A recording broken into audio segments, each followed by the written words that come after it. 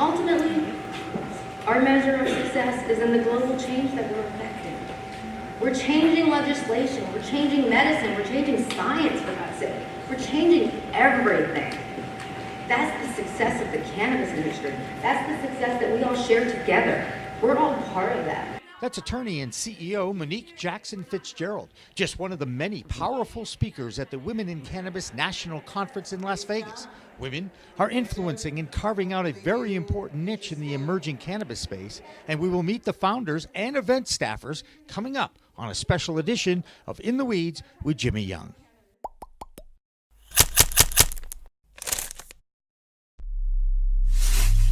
We are Pro Cannabis Media.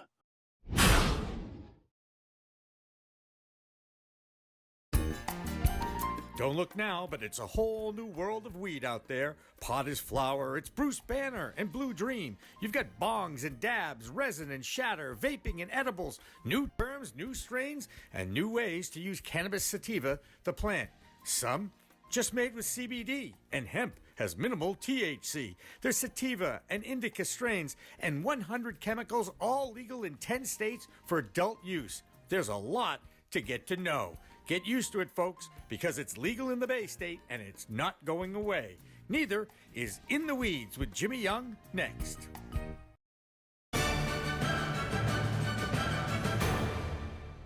Revolutionary Clinics is just one of 49 medical cannabis dispensaries in Massachusetts, but there's a reason why it's one of the most popular. It's their patient-first philosophy. All day long, they teach, they educate, they communicate about this complicated plant called cannabis sativa. That's true whether you visit their Cambridge location in Fresh Pond at 110 Fawcett Street or at 67 Broadway in Somerville. Revolutionary Clinics, where the patient comes first. Hi everyone, welcome again to another very special edition of In the Weeds on the Road with Jimmy Young here in Las Vegas, Nevada. We are actually at Planet Hollywood in Las Vegas, Nevada, and we are joined by the Women in Cannabis Conference Brain Trust. Absolutely, we have Stacy Thompson, we have Annie Epley, we have Parissa Rad, great name, and Danny Garner. Thank you girls, thank you ladies, thank you women for coming in and hanging out with me today so we can talk a little bit about your conference. First of all, Stacy, as one of the founders, what were your impressions? Were you thrilled? I mean, first of all, congratulations on getting that award. Thank you. But tell me now a little bit about your impressions now that it's been a few days. I'm still soaking it in. It has been absolutely amazing. The energy that we created on that day has just been transcending into the MJBIZ week and running into ladies. We just keep on getting so many compliments on just the energy and really the empowerment, and the speaker lineup that we had was just outstanding. It was exciting. It was almost like a contest. There was one, and then the next one got better. I mean, it was really fun. Annie, how about you? What was your impressions, and what do you take away from this conference? What did you learn about? I learned how powerful that we are when we all get on the same page. I learned that energy is something that we all share when we're ready to share it. And I learned that we're really capable of anything when we all get on the same page and allow each other to fail. Absolutely. What were your impressions? I was just blown away. That was my first experience at a National Women of Cannabis Conference, and it was just wonderful. It was actually the first time I ever met these ladies in real life, which is amazing. We've all connected on social media.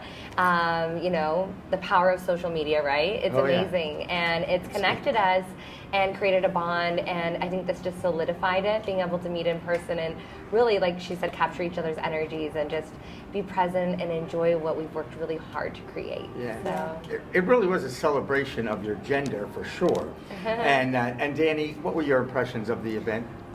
The flow, like, really impressed me. Like, no matter what happened or what was going on with everybody, the attendees, us working with everything, it just went perfect.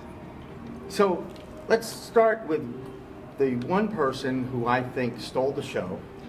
It was certainly amazing to hear a 15-year-old young woman tell her story about how cannabis has saved and changed her life. I would like to know a little bit more about Riley and how you learned about her story and how this all worked out with her. Who booked her? I take care of who's being on stage. That's my lane. So Riley has been an inspiration to our industry. She has been an inspiration to our legislation. She's been going up against Jeff Sessions. Yeah. He's an evil person in the camp. So she's been on that crusade of trying to really get the federal laws changed in this country, and she's just been a powerhouse in growing as an entrepreneur and building her own brand. So she is the youngest female in our industry, which is absolutely amazing, and she's just this really impressive young woman who is going to make just huge waves as she grows older. Yeah. I have a saying, I worked with young people my whole life, and I say, you give young people an opportunity and treat them as humans as opposed to kids, and they will blow you away with their ability and their ability to perform and do great things. Tell a little bit more about her background, because I know she's from Delaware. She's 15, am I right? She just turned 14, actually. Oh, that was the 14th birthday? Yes. I don't want to put an underage on a female. Oh my God, I'm so sorry. Get in trouble there. Although I guess when you're a teenager, you don't mind getting a little bit closer and closer to that adult age. But basically, she's trying to get cannabis, she's a caregiver, in the hands of other young people, kids under the age of 21 who wouldn't have access to it, who need the medicine to survive, correct? Correct. Annie, what did you take away from Riley? You know, I have a 15-year-old. So that it was extremely powerful. It was priceless. You know, I think one of the things after Riley got off of the stage, I felt so empowered to share with the audience that she helped me to realize that we have to stop making our children the difference makers. You know, it's our responsibility to stand up as their parents and start doing something about protecting their health and being intentional about that. Yeah. Persa, what did you take away from Riley? Well, I think I resonate the most with Riley as a speaker because my daughter Yazzie, who is now 18 but was 14 when she started using medical marijuana, is the reason that I'm in the cannabis industry. And so I pretty much just sobbed throughout her entire speech because, I mean, it hit so close to home and all the reasons that I'm here and my why, so. Everybody has a cannabis story. Yes. Okay? Can you explain that story with your child? Are you comfortable talking a little bit? Absolutely. How'd you get into cannabis, Persa? Go for it. Well, Yazzie became very ill due to prescription opiates, and my daughter is in palliative care. So she receives nursing around the clock and eats from a surgical tube rather than orally. And as a desperate mother looking for some sort of answer to my daughter's severe chronic pain and nausea and dry heaving, we tried cannabis, and it was almost miraculous change in her overall health, and her definitely her mood had improved and her outlook on life. My daughter is visually impaired since birth, completely blind in both eyes, and has cerebral palsy. So things have always been challenging our whole lives, but cannabis is actually the first time that I can say my daughter is genuinely happy. And she says, you know, I'm so thankful, I'm happier now than I've ever been in my life. And this is coming from a chronically ill child. And I say child still because she's 18, but she'll always be my baby. That's right. And anyways, so that's my why. She's motivated me to be the change and be a voice for so many people that don't have a voice, or maybe they're too ill to speak up. So I got to tell you, I hear so many of these stories now that I've been in this space for the last 2 years, and everyone is different, but everyone beams like you just did when you expressed yourself. You were so proud. You had a big smile on your face, and you were like, this is, you know, you can see the passion behind the story. Tell me a little bit about your impressions of Riley. Well, I was a early childhood educator, so like you said before, just seeing the power of a child like come to fruition. Right. That Give him a chance. exactly, and that's I loved seeing that, just her blossom on that stage and get to witness it. Absolutely. So now here's the fun question. Okay, I know that I saw similar outfits at the show with a really kind of cool looking. I don't know. shout out pink. to Marijuana Town USA for Yes. hooking us up. Thank you. Yes, she donated all of those skirts to us to wear That on was great. stage. Now, We loved is it. it purple and pink? Am I right there? Sometimes I get a little colorblind challenge. Yes. Yeah. Okay, good. And then a white top. And then you girls look like teammates, which was great. And you look like teammates again now. So I'd like to know how you coordinated the whole purple thing going here. Is that a cannabis? Is purple a cannabis thing? No, it's just a Women of Cannabis thing. Yeah, it's kind of just Wow. our Your color. colors. Yeah. That's cool. Our And, branding. Nothing deep, nothing deep. Speaking of branding, let's give credit to Lady Jane Branding Oh, and Jen wow. Wetzel. Wow. Because if it wasn't for her, I probably wouldn't be hanging out with you guys. When I met her I met her a few times, but and she's been great to me, and we've done a lot of interviews. I see her at different shows. But she's the one who explained to me what she was doing with her research project. Yeah. And that's why she got involved with your conference. Yeah. How did you first hear about Lady Jane Branding? Well, Jennifer reached out to us, and she's Russian initiative. yes, Like which that. was Yes. fantastic. It was absolutely wonderful hearing from her, and it was a no-brainer for us to include the Lady Jane Branding study and the Women in Cannabis study along with our conference. It was just, and that's what we like to do, is to empower other women to join us and bring their talents and expertise to all come together as one. Yeah. What's your archetype, Annie? Come on. I'm about to blow your mind, Jimmy, like you already didn't know what my By archetype the way, is. every time I'm hanging with you, you blow my mind. I just want to say. That's a good thing. It's the energy, right? You know, Jimmy, I'm all of the archetypes. When the biggest thing, if you will talk a little bit more with Jennifer, and I would love for you to ask her the question, why is Annie all of the archetypes? Specifically that. And she'll explain it just like she explained it to me, is that as women, we're told that we are one thing.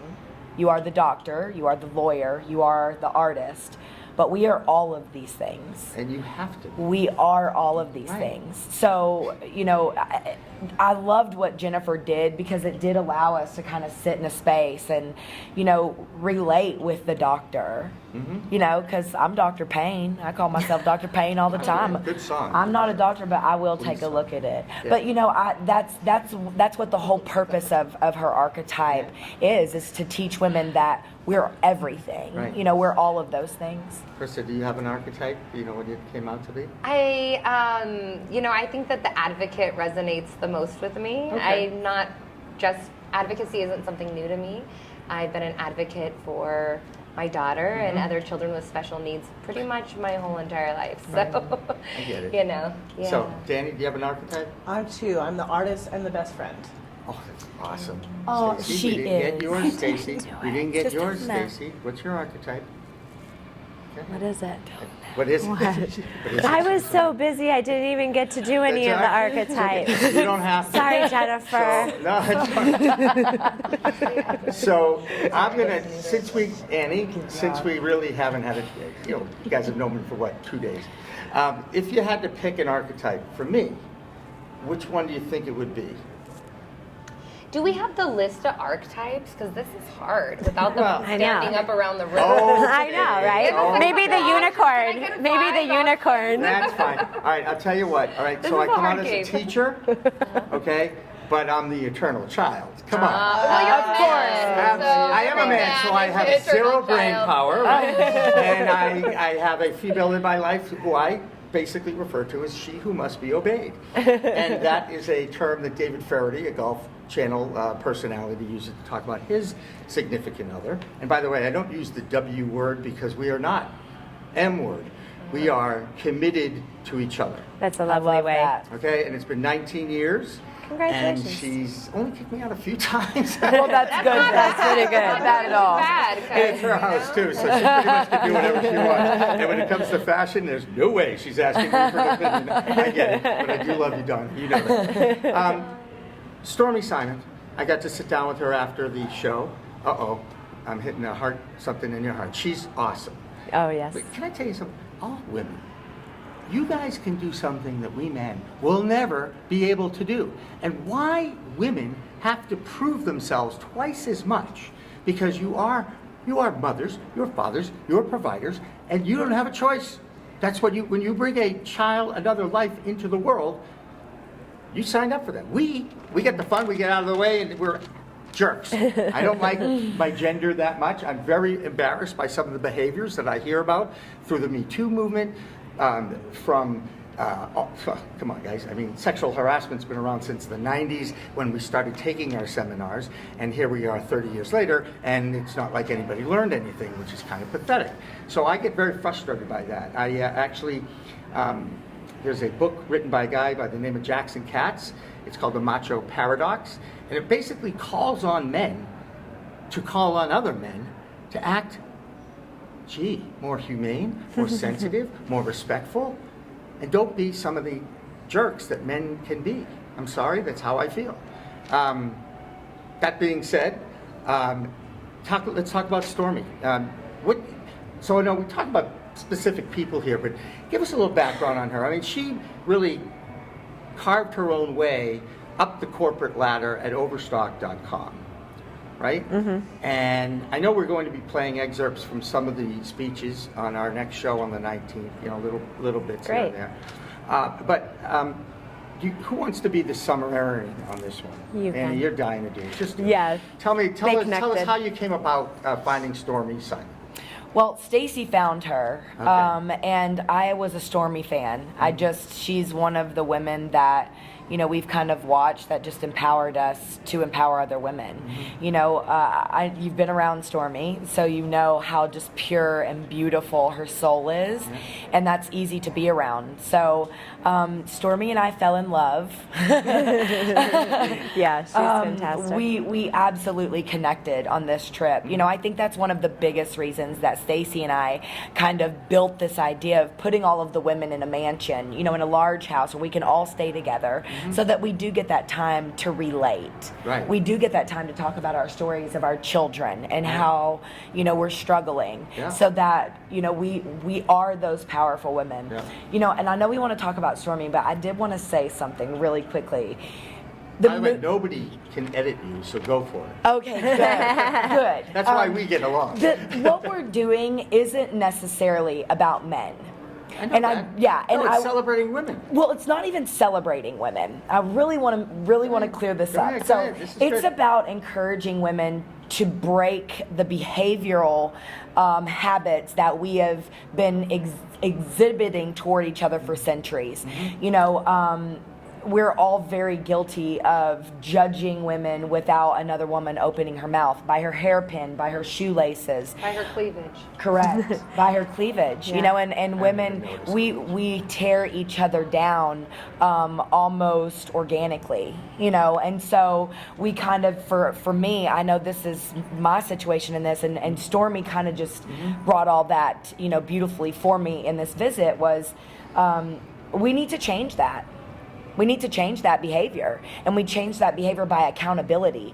And so it has a lot to do with men, because if we're better women, we can take better care of our men and encourage them to use better parts of their brain, or what I'm Using their saying. brain. Any part of their brain. I was trying to be sweet, Jim. There were some fun outtakes of some of the speakers as well, I might add.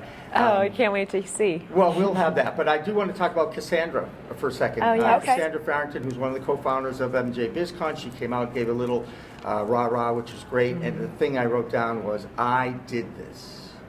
Basically saying, you know what, look what I built, and she takes pride in that. And you're trying to do the same thing and empowering other women to do the same thing and follow the paths of those in your gender that are doing amazing things. Why is it the cannabis industry? Is it the fact that it's so new and you have an opportunity to carve a niche? Absolutely. I think it's the plant, too.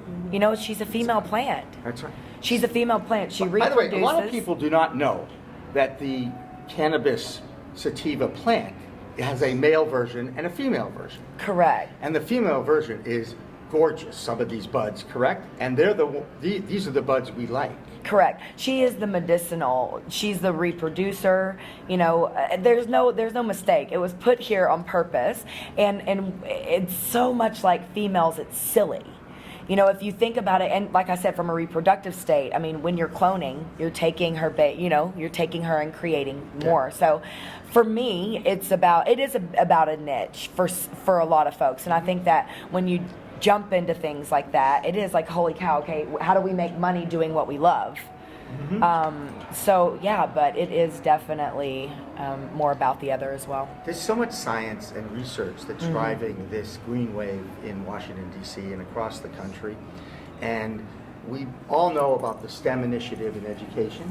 Danny. I'm sure you're familiar with the STEM initiative in education. And a lot of times, talk about those prejudices and stereotypes. Women were kind of steered away from the sciences, were they not? Yeah. Wow. Does cannabis offer an opportunity, again, to educators to bring more women into the science community? Oh, definitely. Definitely, especially because they already have that connection with the plant, and then if they already are science-minded that were stifled, it's going to arise again, and they're going to find, especially when they find women like us, and they find themselves in a speaker room going, wow, there's a woman right there doing what I want to do, and they might start to try to research that path and find it. Great. So, what other stories that really stand out? Because you had so many speakers. There was one right after another. Which is there anyone in particular? We've already given Riley the prize, right? And then we'll talk about the competition in a moment. Okay. But is there anything that someone said on stage that really stuck with you? Is there? I mean, one thing. It's tough when you narrow it down. I understand there's so many things, but is there anything that sticks with any of you? Well, I will say, just because I'm the marketing director and I get a lot of the feedback online, and I would say that Nicole West really left a lasting impression on so many viewers. She really motivated and inspired and really spoke from a place of authenticity about her challenges and even mistakes. And I think that as women, being that we have to always prove ourselves to be strong and fearless and, like you said, almost, work double as hard to be where we are. I think it was really big of her to stand on that stage and say, I made big mistakes and I don't want you to make the same one, so I'm going to share with you. Right. And hopefully help you. So I think that just based on the comments and feedback that we got, that was she was powerful. Quite a few, right? She was authentic. Authentic, yeah. She was relatable. Right, absolutely. Interesting what you were just talking about with Nicole, and I think that all of us as humans, we are not perfect beings. We might strive for perfection. We might strive to be successful in business or in sports or whatever our passion truly is. But as humans, we do learn more from our mistakes than our successes. Oh, for sure. And that was a similar theme throughout the entire day, don't you think, Stacey? Absolutely. Anything you got to comment on that? Do you agree with? I know you can agree with me. I appreciate it, but I like it when you just kind of expound a little bit more. Is she the shy one, Annie? I think that she's gotten so used to me talking for her. She's like, Annie, you got this. You got this, girl. You got this. Is there anything that you've done in your life that turned out to be a mistake, and you learned from that? Life is just a bunch of learning experiences, and yes, absolutely, and especially in this industry, there's no protocol, there's no books, there's no rules of what to do in any certain way. Everything's always changing, and so you have to adjust your sales, you have to pivot, you have to make sure that you're surrounding yourself with the right people, finding the right team.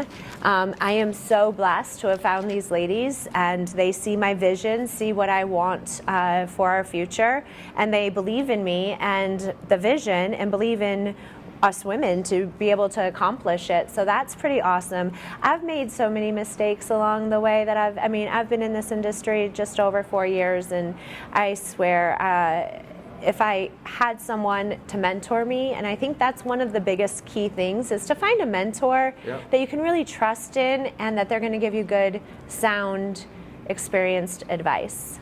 That's great. Anything you'd like to share as far as a mistake that perhaps you've learned from, Annie? I mean, I got so many too, okay, and I shared them all already. So, well, I would like to answer her question, that she didn't answer before you asked that. What I enjoy about our conference, what I get out of the conference mostly, is that we're not there to talk about business and our product. That happens on the vendor level. Yeah. What those speakers are there to do is to lift women from the base of what the heck it is they're going through and encourage them to continue to push forward. Stacey's vision was very clear when her and I, met each other and decided, okay, let's do this together, was that she wanted it to be stories of these powerful women that even her and I looked up to, that it was like, oh my God, Stormy Simon. I think a few times, even Mila, Mila slept in the same house as we did. I mean, this woman has done so much that we're still playing catch up. Yeah. There's still plenty more to Yeah. share and everything. Yes. A new item. Would you like to share a mistake, either one of you two? I don't want to. Danny's like, no. Yeah, absolutely. I think you have to be careful about the relationships that you go into in this industry. A bullshit detector, perhaps. You know, there's a Yeah, lot yeah, of we need a people Kristen Yoder with That's us. right. And by the way, I'm recruiting Kristen for my team as a correspondent, just so you guys Good. know. Sorry, Parisa. Go ahead, Parisa. No, I think that, that's just a really important thing is to, trust your gut, really vet your clientele, not just your, it goes both ways when you're working with people. So just be careful. Things can happen on both ends, and I've learned, and I'm really grateful to be surrounding myself with women that I continue to respect and trust. So. Right, and those, like, I wear my heart on my sleeve. What a shock, right? And I do find good in all people and try to create a relationship around that. It's something I learned from my dad. And damn, have I been burnt a few times, Oh, you're shady, Out there I think we all sometimes. have. You know what I mean? You got to put yourself out there, otherwise you're never going to know. So Don't beat yourself up over your mistakes. Move on. Pivot quickly and keep it Quickly. going. I had a great mission statement last week: dare to dream, dare to do. And it really hit home with me because I am daring right now, and I'm doing what I love to do. Meet people, talk with them, tell their stories, let them tell their own stories, and I get the heck out of the way and share it with the world. Because we're in a very historic time right now.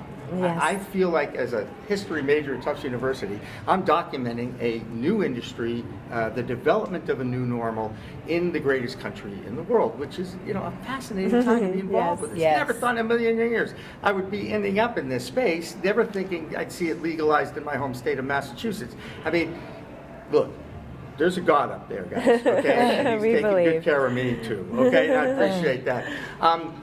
Talk about your competition. You actually did something new this year in your competition, letting you had, I think, 10 entrepreneurs. They did a 60-second elevator pitch in front of everybody, and then you had a vote, and then you had an award. You want to take me through how that all came about? Yeah, we wanted to just expand and create some new aspect of the conference this year, and I'm sure we'll continue doing that each and every year, but we will definitely keep this female entrepreneur contest as part of our conference. It was so amazing. The women that participated, they had to get nominated. We took the top nominations, finalists, they came into Vegas, and we were able to have such hype on it. The women were amazing in being able to share their stories, and our winner is just ecstatic. She came to our master class for the second day yesterday and learned so much, and it was just an amazing opportunity for her. Mindy Gravel? Yes. Yes. Thought I didn't want to blow that one. Like I did on Good stage. job. Sorry. Hey, look, let me tell you, I interviewed somebody from the NCIA, and I butchered his last name not once, not twice, but 3 times. Oh, man. And I said, wait a second, your last name isn't what I said? He says, no, it's this. And I went, and you didn't correct me? Okay, great. I still love you anyway. And he does too. It all has worked out. Well, what's next? You've set the bar. Okay, you have set the bar with this conference. 350, 400 in Yes, that range? right around there. 415. Yeah. 415, Yeah. great. We were max capacity.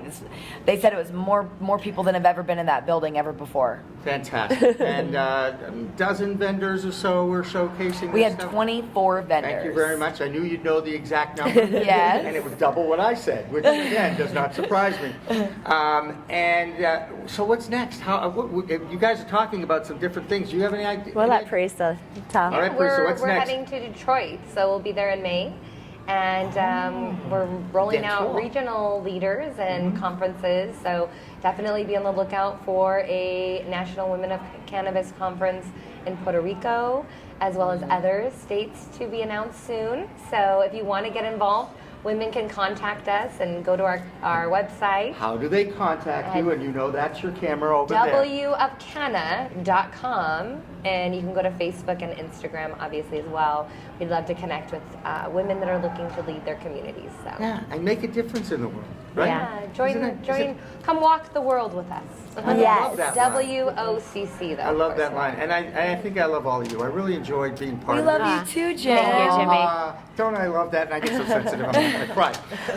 So I want to thank Danny, Parisa, Annie, and Stacy Thank you, for Jimmy. letting me into your world of women in cannabis. Well, thank Thank you It for. was a pleasure. So for all of these wonderful women, I am your host of In the Weeds with Jimmy Young. I also have a great videographer and producer behind the scenes here named Dan French. And I thank you all for watching. And please remember, it's a whole new world of weed out there. Use it responsibly. We are Pro Cannabis Media.